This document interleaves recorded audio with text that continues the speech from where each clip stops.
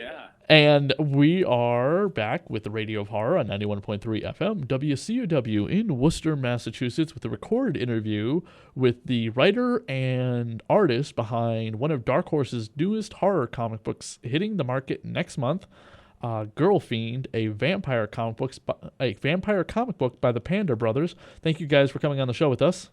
All right, thanks for having us. Thank you. And guys, why don't you give away your title for everybody? Your titles. Our past work, you mean? Your titles. I am the artist. I am the writer. I am God. I am tyrant. We co-write and co-illustrate. So we've been doing that for a number of years, and in fact on Girlfiend we both wrote and drew the book. Cool. And what made you come up with this vampire comic book in an industry that is saturated with vampires? Well, we actually wrote this a while back, and we were kind of sitting on it, to tell you the truth, because of the this obvious saturation that was unfolding before us, and it kind of made us gun shy for quite a while, and we just kept finding ourselves asking, like, hey, wait a second, they just keep making more vampire stuff, and I don't see any of these that are doing what we're doing. True Blood probably came the closest in terms of tonality, but we really wanted to create, at the time that we wrote it even, just like a great, fun, exciting vampire story that was sort of based in like noir and sort of a gritty, real life story. Mm-hmm. Kind of an urban thriller noir.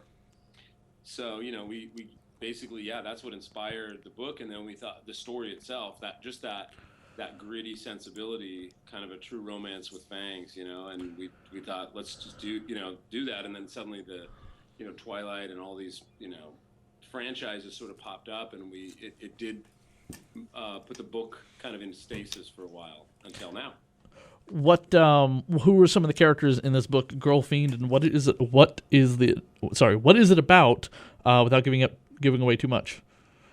Well, it's basically it's a story about Karina, a runaway vampire who runs away from kind of her rural vampire trappings to the big city, and in this case, it's the Emerald City of Seattle.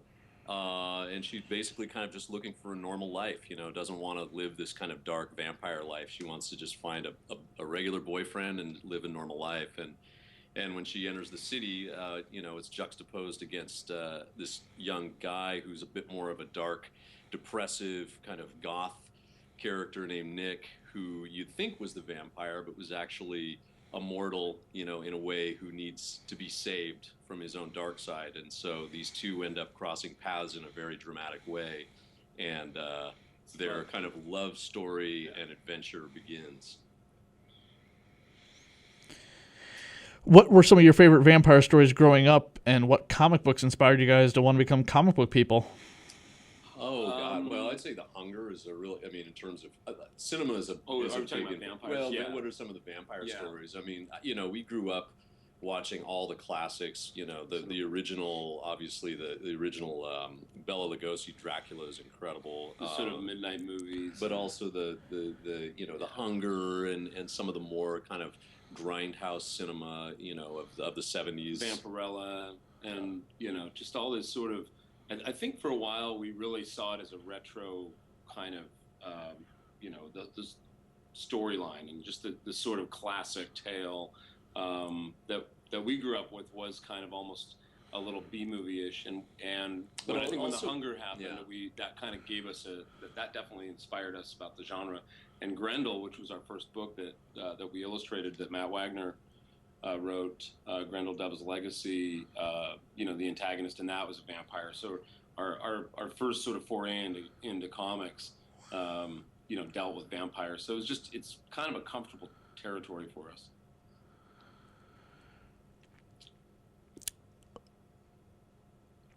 Did you guys read Tomb of Dracula growing up? Which one? Tomb of Dracula. Didn't really get into the Marvel comic version of Dracula. I was actually an Iron Man kid. Jakob was more Batman. I was really into the superheroes, actually.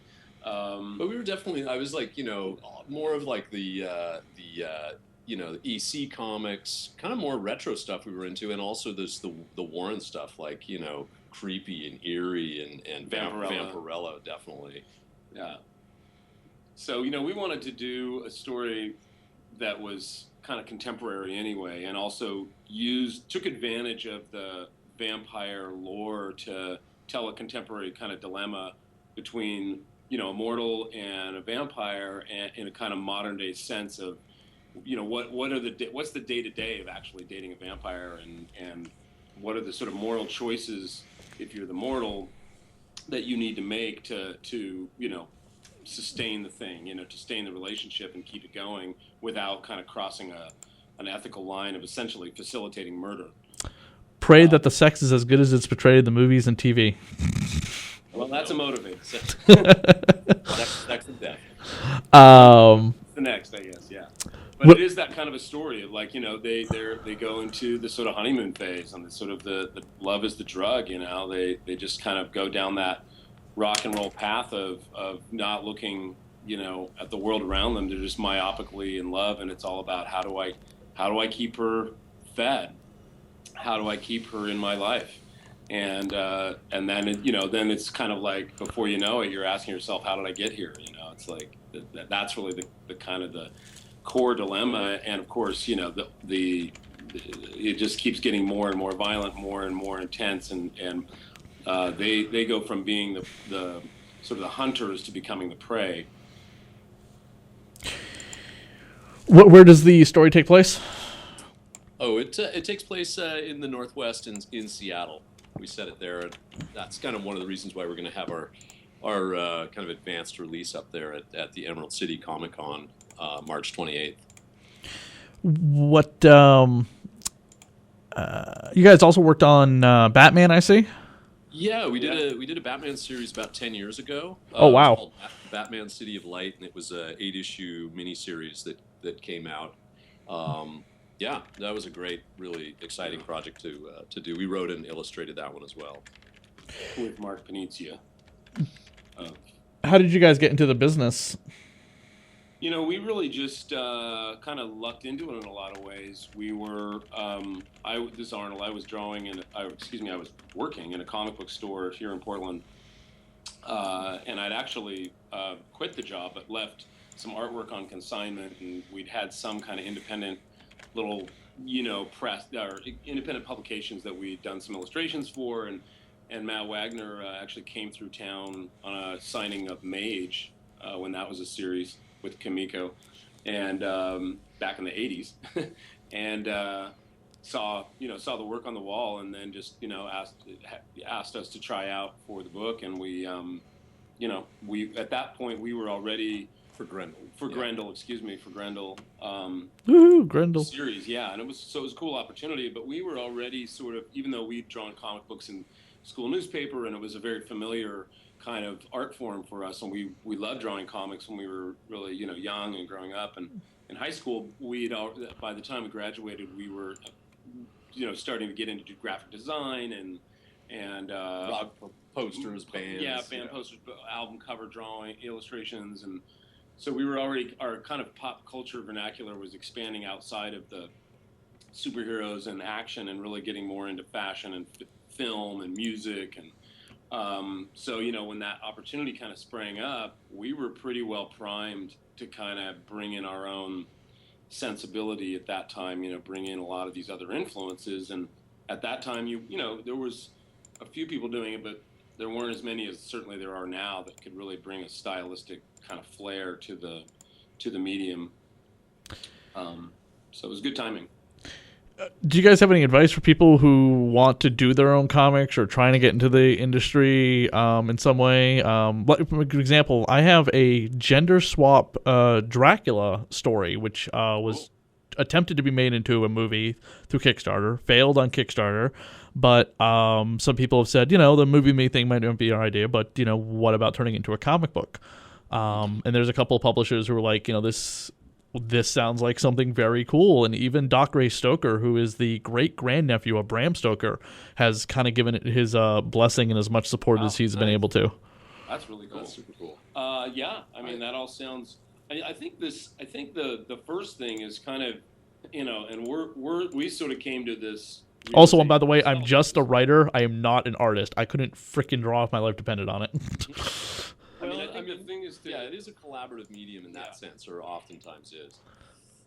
The thing to do is, first of all, just ignore the whole fear that vampires are out. I think that is a kind of a message that's being kind of created in a, as a reaction to nothing. People are really into vampires, and it's a great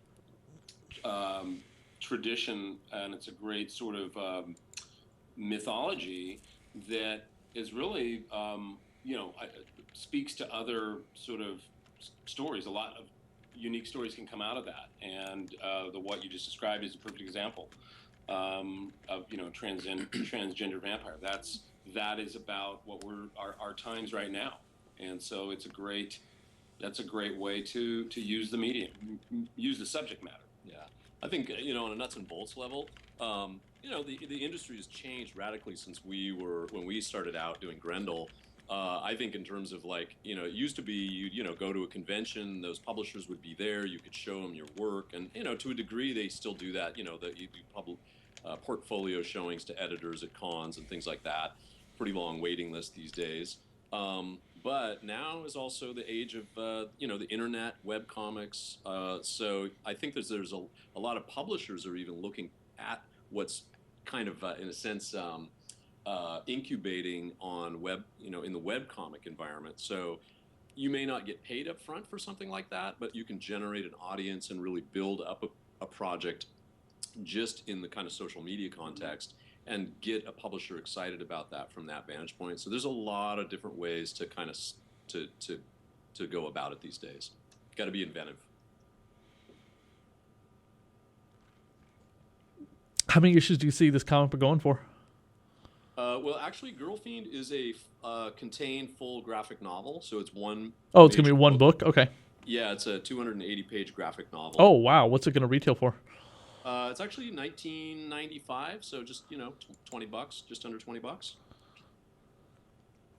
I think we did as many pages as you can do to stay within that price under $20 price point. Yeah, but it's a whole lot of story. It's a meaty story. That's right, a lot of meat on the bone.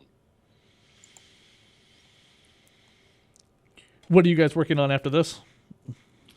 We're actually developing a follow-up sort of short story to Girlfiend, so that's a little ways out. But cool. We don't, we're also writing some other just new projects that are kind of, just kind of in pitch mode. We've got a science fiction project that we're working on. We're also have a kind of more of like a identity theft project that we're working on. So there's a few different projects that we're building up, but no publishers set yet.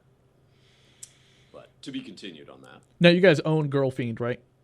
Yeah. Mm-hmm. Cool. We also launched not long ago pandabroscomics.com. Oh, okay. Through Comixology, and that has a number of our creator-owned books available. We're actually in the queue for one of them right now. We're waiting for Secret Broadcast to come out, and that has a soundtrack that accompanies it on iTunes. So it's actually a comic you read and has music that goes along with the scenes in the book with like numbers that are aligned with the track numbers. So that project is called Secret Broadcast, and the album is called Secret Broadcast Redux. So that'll be coming out. We also just published Jack to Zero, which was a project that Arnold did with a writing collaborator, Joel Bloomsack. And that was originally in Dark Horse Presents, I think 123 through 127, I believe. And that was a series of short stories about a Renaissance man sharpshooter whose sort of Pulp Fiction entity, or his Pulp Fiction persona sort of intersects with his real life. Yeah, and sort of determines his fate. And then we had another project called Accelerate that was written by Richard Kadri, who's a cyberpunk novelist out of the Bay Area. That was originally a Vertigo series. And that's also out on Comixology and up at pandabroscomics.com as well. So, and we're hoping to do some more. We're kind of remastering some of our older work to publish digitally as well, to really kind of reorient people to the work we did kind of in our, when we were really in the doing 90s, a lot of, in the 90s, early 2000s, with Dark Horse and Vertigo, and kind of when we were going strong in the 90s. Cool. Well, guys, give out your website and the release date of Girlfiend. We have girlfiendcomic.com, which is all Girlfiend centric. We've also got pandabroscomics.com, and Girlfiend will be coming out in comic book stores on April 1st and in national bookstores on April 15th, and we'll be premiering the book at the Emerald City Comic Con on Saturday, March 28th at the Dark Horse booth between noon and 1 p.m. And you'll be able to meet Girlfiend herself. She'll be there. Oh, wow. So there's a model. Oh, no, it's the real. Oh, it's the real deal. She came in from she lives there. She lives in Seattle. Wait, what? Model with fangs. So it's a cosplayer? Yeah, we have we brought in a specialist. Oh, what does the cosplayer have a name? Does she have a cosplayer name? Well, it'll just be the Girlfiend. Okay. Right now. Okay. Will she be signing photos and stuff like that? Yeah. She's very cryptic. These vampires. Okay. Will she be signing photos or just the comic book? Oh, she'll be signing the taking comic photos. and also posters, and then taking photos there with people. Yeah. Oh, fantastic, guys! That sounds great. Well, I appreciate you so much for coming on the show with us. Well, absolutely. Thanks for having us. Pleasure. Thanks so much. Definitely. Hold on one quick second.